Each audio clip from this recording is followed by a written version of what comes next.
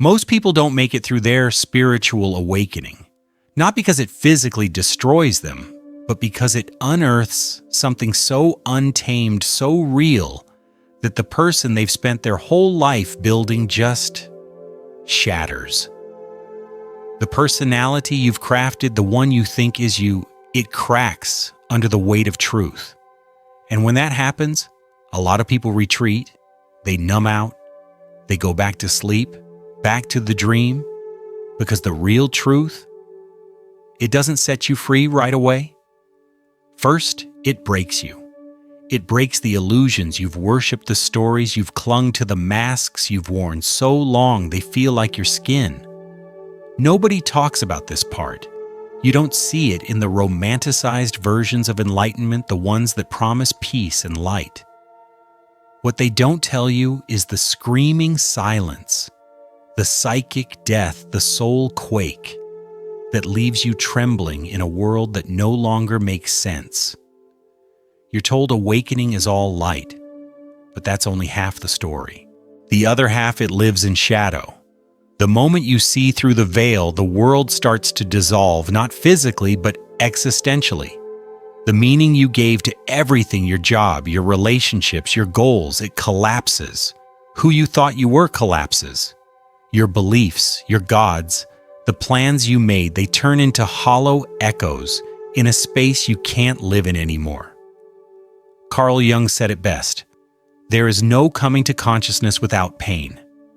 Awakening isn't comfort, it's crisis. It starts the moment your life feels like a lie, not a malicious one, but a necessary one. A scaffolding you built to shield yourself from truths you weren't ready to face. But now something inside you is ready. Something ancient, something buried, something sacred and wild. It's awake, and it won't let you sleep the same way again. The dreams you chased feel foreign now. The people you vibed with feel distant. The things that used to light you up leave you empty. And you're left with silence, a silence so loud it drowns out the voice you used to call me. This is ego death. Not some poetic metaphor, but a real psychological death of your identity. If you resist it, it hurts more. If you fight it, it feels like madness. If you surrender, it still tears you apart, but in that tearing, you glimpse something eternal. This is why most people don't survive it. The old self doesn't go quietly.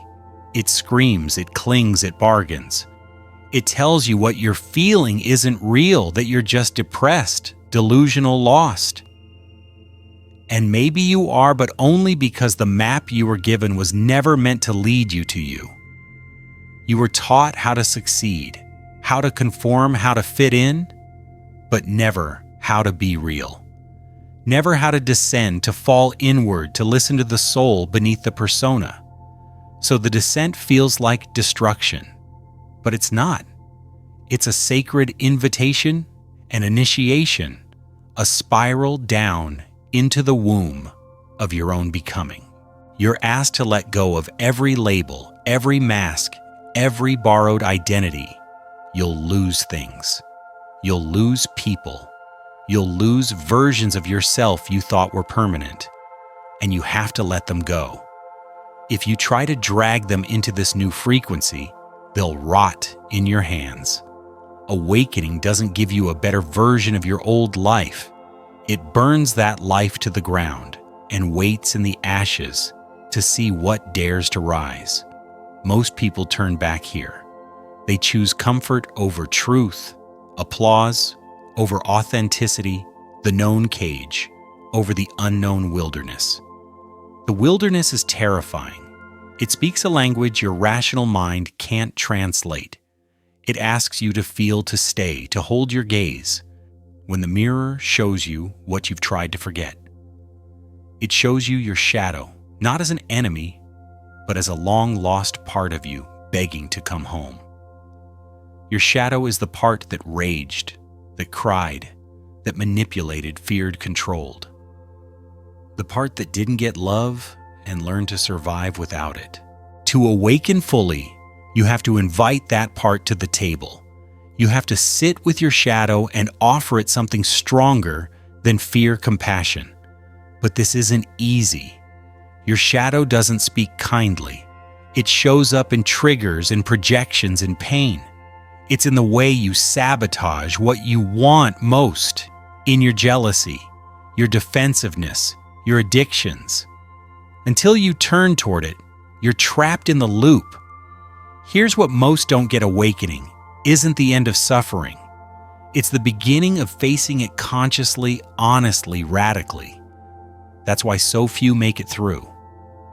Awakening asks everything of you: your grief, your rage, your silence, your willingness to be reborn with no promise of who you'll become. It asks you to die while you're still breathing, to lose your mind, to find your soul, to watch your scaffolding collapse, and say yes anyway. In that yes, everything begins. The descent doesn't ask for your strength. It asks for your surrender. And that terrifies the ego most, because the ego was built on control of perception, of emotion, of story. It was crafted to survive in a world that punishes vulnerability. But your soul doesn't care about survival. It came here to become. And becoming requires unmaking the armor, the stories, the scaffolding that told you who to be. Only then can something true emerge, not from fear, but from essence. That essence doesn't shout. It doesn't demand. It waits. It waits for the noise to die down, for the masks to slip, for your mind to exhaust itself with its games. Then it whispers, not in words, but in an ache. A deep, unmistakable ache for something more. Not more success, not more approval, more real, more whole, more alive. That ache isn't a mistake. It's not depression or dysfunction. It's the call, the sacred signal that you're ready to leave the lie behind. But here's the hard truth: most people hear that call and pretend it's nothing. They silence it with achievement, drown it with distraction, medicate it with routine. Because answering the call means losing the world you built on sand. And no one warns you how lonely that is. The first stage of awakening isn't beauty, it's exile. Exile from the familiar, from the socially acceptable self, from the matrix of validation you didn't even know you were in. In that exile, you'll want to go back. You'll crave the numbness, the predictability, the comfort of pretending. But something in you won't let you, not anymore. Because once you've glimpsed truth, you can't unknow it. Once you've felt the weight of your own soul, you can't return to the surface. So you wander through sleepless nights, through mornings filled with tears you can't explain, through relationships that feel hollow even when no one did anything wrong. This is the space between selves, the cocoon, the void, the liminal zone where everything old has died and nothing new has taken root. It's terrifying, it's sacred, and it's where your soul does its deepest work.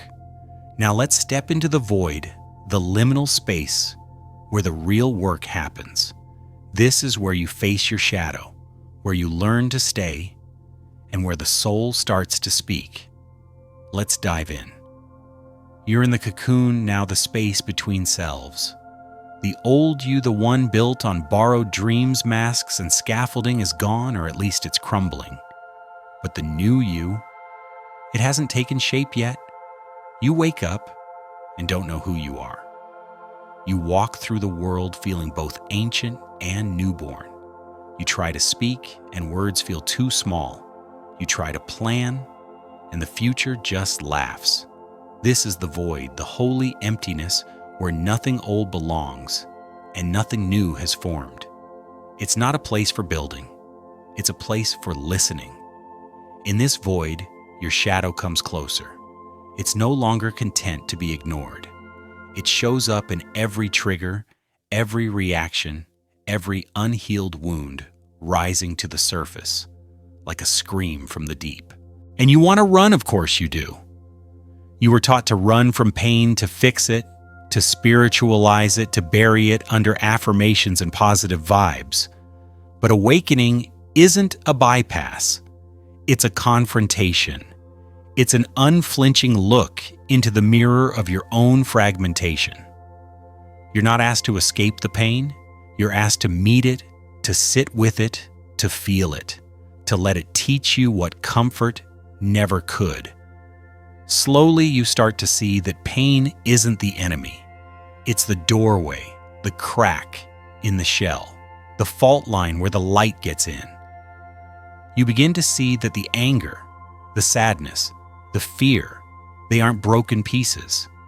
They're buried messengers, each carrying a fragment of your truth. As you listen, you soften. You start to feel something you haven't felt in years, maybe ever: compassion. Not just for others, but for you. For the child in you who was never held, for the teenager who built armor just to survive, for the adult who mistook productivity for purpose. You see it all now with tenderness, with awe, with the kind of grace that only comes from the ashes of self-abandonment. And in that grace, something shifts. You stop needing to perform. You stop needing to be perfect. You stop needing to be healed. You realize awakening isn't about becoming better, it's about becoming honest.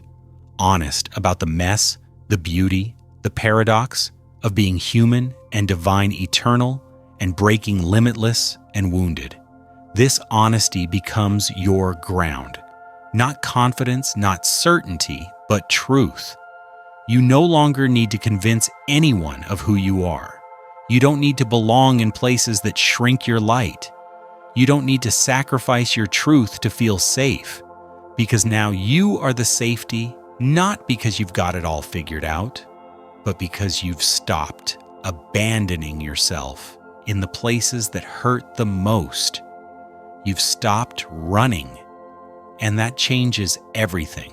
This is what most people never reach, not because they're weak, but because no one showed them how to stay in discomfort, in the unknown, with the soul long enough for it to speak. But you're staying. And because you're staying, you're becoming something real.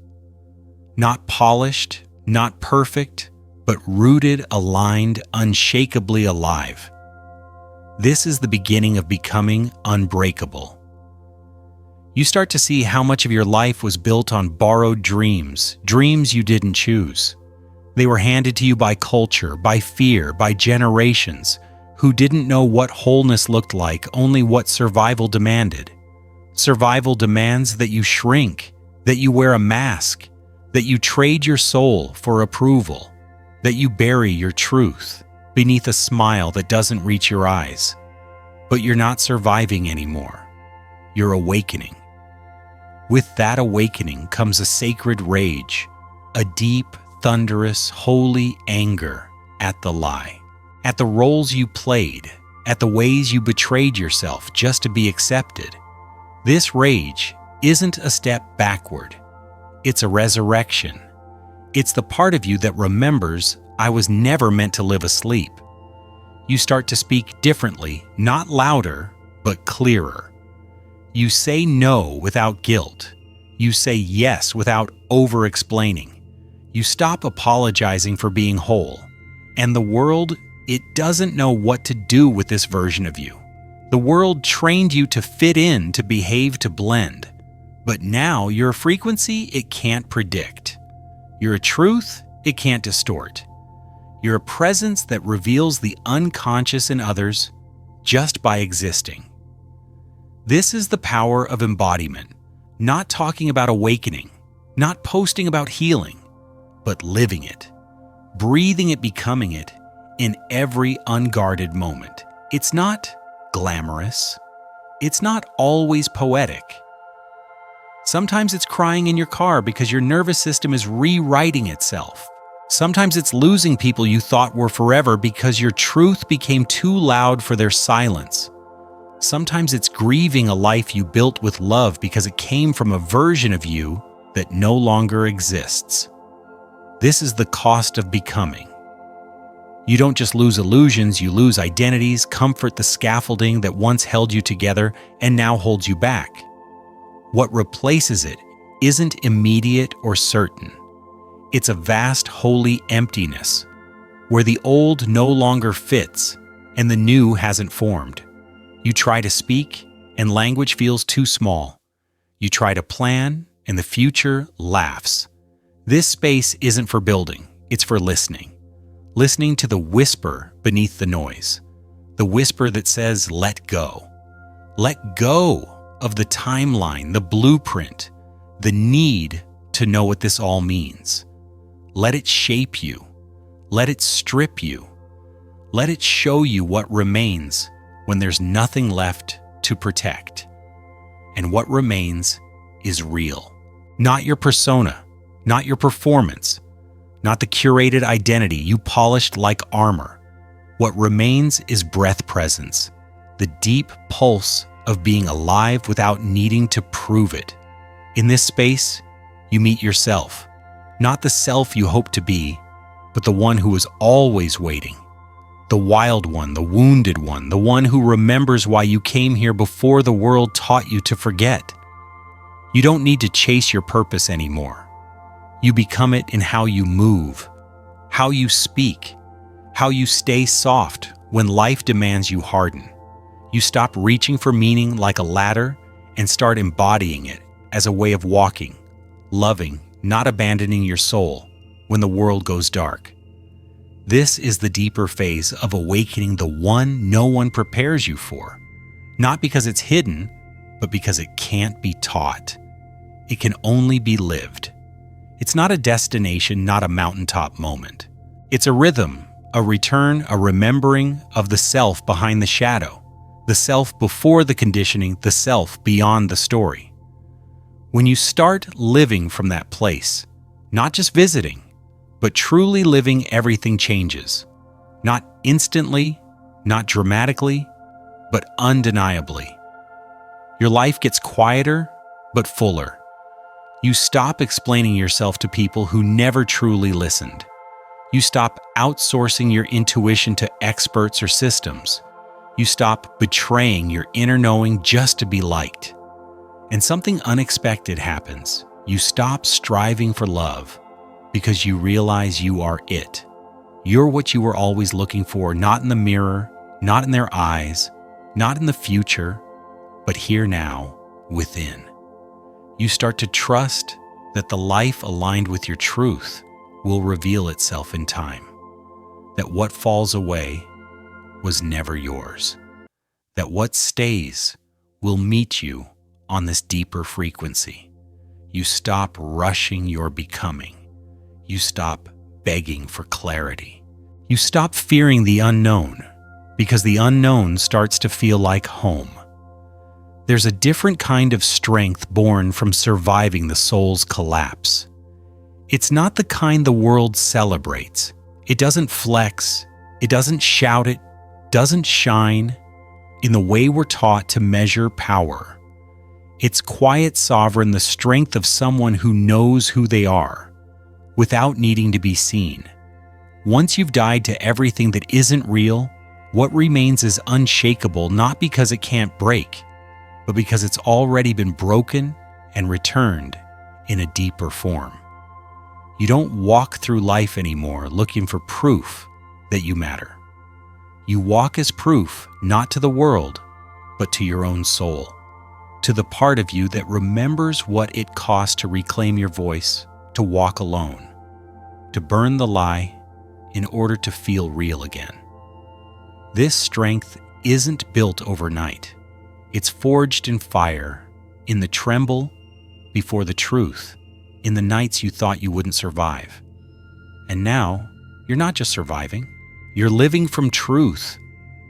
Your life gets simpler now, not because the world is easier, but because you stop wasting energy trying to be what you're not. You don't build relationships out of fear of being alone. You don't sell your time for praise. You don't dilute your depth for acceptance. You've met yourself too deeply to pretend again. What once felt like a curse, the exile, the unraveling, the silence now feels like grace. It brought you here to this stillness, to this inner sanctuary that nothing outside you can give or take away. You start to notice others now, how they run, perform, ache for belonging, chase meaning like shadows. And you don't judge because you've been there. You still carry the scars, but you also carry the light, not the kind that blinds, but the kind that beckons, the kind that says, you're allowed to stop running. You're allowed to feel. You're allowed to come home to yourself. Some will see it in you, that spark of what they've been dying to remember in themselves. Others won't, and that's okay. You don't need to wake anyone up. Your job is to stay awake, stay grounded, stay open, stay real. This is the quiet revolution. It's not about fighting the system. It's about no longer feeding it with your energy. It's not about preaching change, but embodying what can't be denied. Your presence becomes a mirror, not one that flatters, but one that reflects. Some will shatter before it, others will awaken. But your job isn't to manage their reflection. Your job is to remain the mirror, the clarity, the fire. This is how spiritual awakening becomes power, not through performance, but through permanence. You become what cannot be moved, because you no longer live from the surface. You live from source, from the self that was never lost, only forgotten. And now you remember. You remember how to rest without guilt. You remember how to feel without shame. You remember how to speak without shrinking. You remember how to walk through the world without explaining yourself, because your existence is no longer a question, it's an answer. You stop asking, who am I supposed to be? Instead, you whisper, I already am. This is the final threshold, not becoming more, but becoming you. All of you, the holy, the messy, the divine, the broken, the healed, the unhealed, the becoming. All of it finally allowed. You're no longer trying to escape the human experience. You're here to inhabit it fully, consciously, boldly. This is why you survived your spiritual awakening, not because you mastered it, not because you transcended it, but because you stayed. You stayed in the fire. You stayed when it broke you. You stayed when it emptied you. And in that staying, you were reborn, not into someone better, but into someone true. Now you carry something unspoken, a frequency, a remembering, a light, not of performance, but of presence. You walk through the world not to chase the next awakening, but to live as the awakened. This is what most never reach, not because they can't, but because they turn back too soon. You didn't. You turned inward, turned toward, turned into yourself, and you found home. So now you walk not to chase, but to radiate, not to prove, but to be. And the world feels it. They feel what can only be felt in the presence of someone who's touched the fire and didn't run. But let's be real, this isn't the end of the journey. It's a new beginning one that comes with its own challenges. You're not immune to pain or doubt. You're not floating above the human experience. You're in it deeper than ever, feeling it all with a clarity that can be both beautiful and heavy. The difference now is that you're not running from it. You're not numbing it. You're not pretending it's not there. You're meeting it with the same courage that got you through the void. You start to notice how your relationships shift. Some people fall away not because of conflict, but because your frequency doesn't match anymore. You're no longer willing to shrink to fit their expectations. Others show up, people who see you, who meet you in your truth, who aren't afraid of your depth. These connections feel different. They're not built on need or validation. They're built on resonance, on mutual aliveness. Your work changes too. The things you used to do out of obligation or fear of failure start to feel hollow. You're drawn to what feels real, what aligns with your soul, even if it doesn't make sense to the world yet. You're less interested in climbing ladders and more interested in building something true. This can be scary, letting go of the old metrics of success, but it's also liberating. You're not chasing applause anymore. You're chasing meaning. Even your body feels different. Your nervous system is rewiring itself to hold this new frequency. Sometimes it's overwhelming. Your emotions are louder. Your sensitivity is heightened. You might need more rest, more solitude, more time in nature. You're learning to listen to your body, to honor its wisdom, to trust that it's part of the process. This isn't weakness. It's integration. You're becoming whole. And through it all, there's this quiet knowing, a sense that you're exactly where you're meant to be, even when it's messy, even when it's unclear. You don't need to know the whole path anymore. You just need to take the next step. You don't need to have all the answers. You just need to stay true. This is the strength of the awakened, not perfection, but presence. Not certainty, but trust. You're no longer living for some distant goal, some future version of yourself.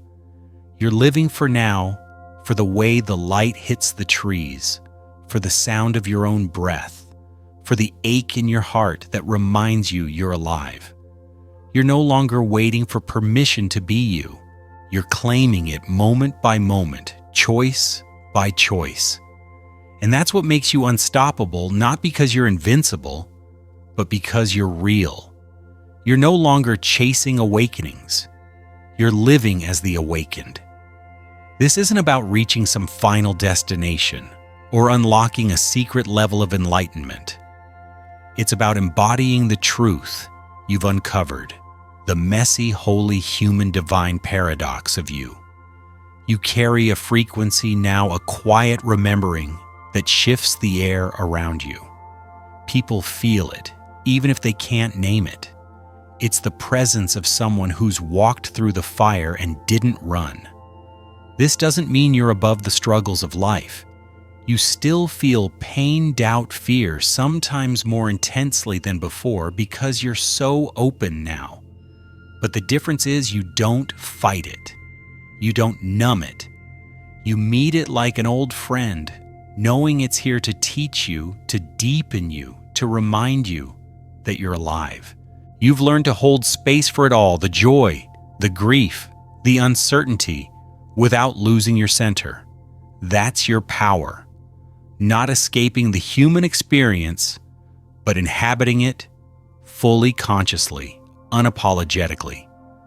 Your life looks different now, not because the external pieces have all changed, but because you have. You move through the world with a clarity that's both grounding and liberating. You say what you mean, not to be harsh, but to be real. You set boundaries not to push people away, but to honor your soul. You choose relationships, work, and dreams that resonate with your truth, even if they don't fit the world's mold. You're no longer willing to betray yourself for approval. This can feel lonely at times. Not everyone will get it. Some will pull away uncomfortable with your authenticity because it mirrors their own avoidance. Others will try to dim your light not out of malice, but because your presence challenges their illusions. And that's okay. You don't need everyone to understand you anymore. You don't need to be liked by the masses. You need to be true to the one person who matters most, you. But here's the beautiful part. As you embody your truth, you attract what's meant for you. People who see your depth and meet you there. Opportunities that align with your soul's calling. Moments that feel like synchronicity, like the universe whispering, you're on the right path. These aren't rewards for getting it right. They're reflections of your frequency. When you live from your essence, the world starts to mirror it back, not perfectly, but undeniably. You also start to notice how your presence affects others. You don't have to preach or push. Just by being you raw, real, rooted, you become a permission slip for others to do the same. You become a mirror not for flattery, but for truth. Some will lean in hungry for their own remembering. Others will turn away, not ready to face themselves. Either way, you keep shining. Not to fix anyone, not to prove anything, but because you can't not shine. It's who you are now. This is the deeper work of awakening, not just waking up, but staying awake. It's choosing truth over comfort day after day, even when it's hard, even when it costs you. It's refusing to go back to sleep, even when the world tempts you with numbness or applause. It's living in a way that honors the fire you walked through, the void you survived, the soul you reclaimed. This is what makes you a force, not because you're loud, but because you're real. You start to redefine success too. It's no longer about how much you achieve or how many people validate you. It's about how aligned you feel, how present you are, how much you're living in integrity with your soul. You measure your days by the moments you felt fully alive, when you spoke your truth, when you held space for your pain, when you loved without holding back. These are your victories, now quiet but profound. Your relationship with yourself becomes sacred. You've spent so long abandoning yourself, chasing external fixes, molding yourself to fit in, that learning to stay is revolutionary. You listen to your intuition like it's a trusted guide. You honor your needs without apology. You forgive yourself for the years you didn't know how to show up for you. This self-love isn't selfish, it's essential. It's the foundation of everything else. And as you deepen into this, you realize something wild. You're not just a person anymore. You're a presence. You're a walking paradox, broken and whole, human and eternal, fragile and fierce. You're the ache and the light, the shadow and the soul, all woven together in a way that's uniquely, unmistakably you. You don't need to explain it. You don't need to justify it. You just need to live it. The world will keep spinning with its noise, its distractions, its demands to conform, but you're no longer caught in that current. You found your own rhythm, your own pulse. You move through the chaos with a stillness that anchors you. You speak, act, create from a place of truth, not fear. You love from overflow, not lack. You rest in the knowing that you're enough, not because you're perfect, but because you're you. This is the gift of awakening, not a life without struggle, but a life with meaning. A life where you're no longer running from yourself, no longer hiding from your truth. You've tasted the freedom of being real, and nothing else will do. You've seen the cost of living asleep, and you're done paying it. You've felt the weight of your own soul, and you'll never unfeel it. So here you are, standing in your truth, breathing in your power, radiating a light that doesn't need to be announced. You're not here to chase anymore. You're here to create, to love, to heal, to be. And in that being, you change the world, not by forcing it, but by showing what's possible when someone dares to live awake. You survived your awakening because you stayed. You stayed when it hurt, when it broke you, when it felt like too much. You stayed when the old self screamed, when the void whispered, when the new self was just a flicker in the dark. And now that flicker is a flame. Not the kind that burns out, but the kind that lights the way for you, for others, for the world that's ready to see it. So keep walking, not to prove anything, but to honor the truth you fought for. Keep speaking, not to be heard, but to stay true. Keep feeling, not to suffer, but to stay alive. You're not just a survivor of the fire, you're the fire itself. And the world needs your light now more than ever. Thank you for going on this journey with me. If this resonated, drop a comment, share it with someone who needs it, and let's keep the conversation going. Hit that like button, subscribe if you haven't, and I'll see you in the next one. Stay real, stay awake, and keep shining.